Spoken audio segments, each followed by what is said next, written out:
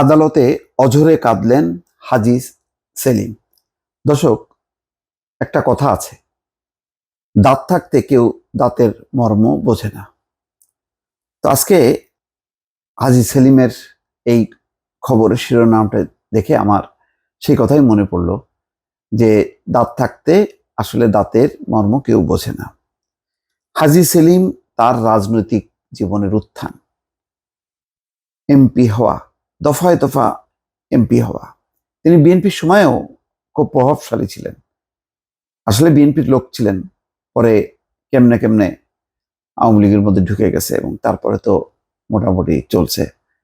হাজী সেলিমের পুরো কামরাঙ্গীর চর, লালবাগ ওই অঞ্চল দিয়ে দখলদারিত্ব, এবং এই মানুষটা খারাপও লাগে যে এখন কথা বলতে পারে না।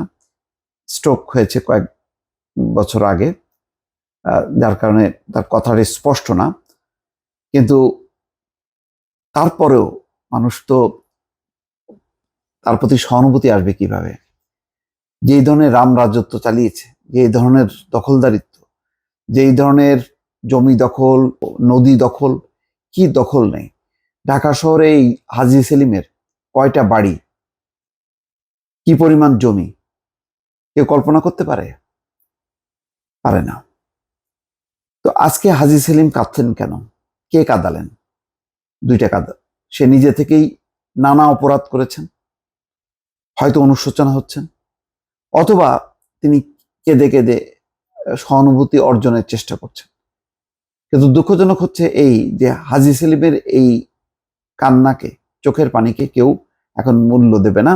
এই কারণে যে হাজী সেলিম সাধারণ ত্যাগী কোনো নেতা নন, ত্যাগী কোনো সমাজসেবক নন, বরং তার পরিচিতি হচ্ছে সে হচ্ছে দখলবাজ বা চাঁদাবাজ, অথবা শেখ হাসিনার যেই লুটেরাদের যেই সহযোগী যতজনের নাম আমরা তালিকায় দেখি, তার মধ্যে তার নামটিও আসে।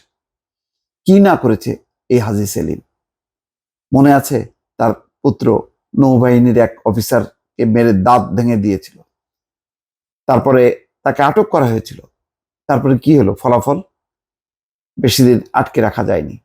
তারপরে তিনি, মানে তার বদলে, যেহেতু তিনি কথা বলতে পারেন না, তার বদলে তার সেই পুত্র, তাকে এমপিও করা হয়েছে। এগুলি কি এমনি এমনি? এমনি এমনি না। হাজী সেলিম এরা হচ্ছে টাকার উৎস, ব্যাংক, এক একটা ব্যাংক। যেমন এস আলম একটু উন্নত মানের ব্যাংক, আন্তর্জাতিক মানের ব্যাংক, আর দেশীয় ব্যাংক হচ্ছে হাজী সেলিম। এদের কাছ থেকে শেখ হাসিনা এবং তার সহযোগী মন্ত্রী মিনিস্টাররা কোটি কোটি টাকা নিয়েছে। তার বিনিময়ে হাজী সেলিমকে তারা রেখে দিয়েছে এই দখলদারিত্ব করার জন্য, এবং কোনো রকম সমস্যা নেই, মানুষকে অত্যাচার করে, মানুষকে উচ্ছেদ করে, ঘর বাড়ি জমি জমা দখল করে, এমনকি মানে প্রাকৃতিক যেই নদী বুড়িগঙ্গা, সেগুলিও দখল করে সে বিশাল এক সাম্রাজ্য করেছে। ভাগ বাটোয়ারা করে তার রাজনীতি চলছিল। এটাই নাকি রাজনীতি? এটাই নাকি মানুষের জন্য রাজনীতি? আওয়ামী লীগ নাকি মানুষের সেবা করার জন্য বারবার নির্বাচিত হয়। সেই বারবার নির্বাচিত হওয়া যেই আওয়ামী লীগ, তার এক একটা যেই কাণ্ডারি, তাদের আজকে চেহারা দেখেন। আজকে আদালতে তারা কাঁদছে। এই কান্নার মূল্য কে দেবে? কত মানুষের রক্ত, কত মানুষের শ্রম, কত মানুষের নিপীড়ন, কত মানুষের মুখের হাসি কেড়ে নিয়েছে এই হাজী সেলিমদের মতন রাজনীতিকরা। এর কোনো হিসাব আছে? এর কোনো জবাব দিতে পারবে? যার ছোট ছোট একটা সম্পত্তি, ঘর বাড়ি জমি জমা সব কিছু তারা একেবারে নিমেষে দখল করে নিয়েছে, প্রতিবাদ করার সাহসও কারোর ছিল না।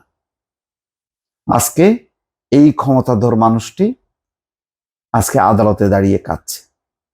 আজকে আরো অনেককেই কাঁদতে হবে। কান্না কেবল হাজী সেলিমের শুরু হলো, আরো অনেকের কান্না বাকি আছে। আমরা সেই কান্না দেখব, জাতি কান্না দেখবে, কিন্তু জাতির মন গলবে এটা আমার বিশ্বাস হয় না। দর্শক, ভালো থাকবেন। আল্লাহ হাফেজ।